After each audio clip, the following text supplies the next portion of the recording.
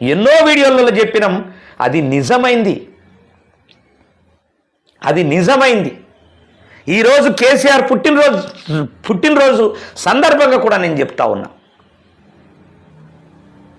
సరే, పెద్ద మనిషి నాకు ఒక పూట భోజనం పెట్టి నన్ను జిందగీలో ఫుల్ పేజీ రాపిచ్చిండు, కానీ మాట తప్పిండు.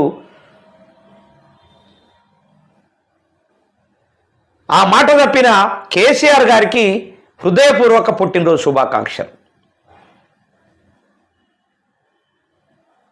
మాటిచ్చిండు, మాట తప్పిండు.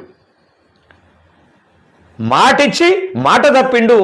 ఇంటికాడ విలిసి భోజనం పెట్టి కడుపు మీద దన్నిండు.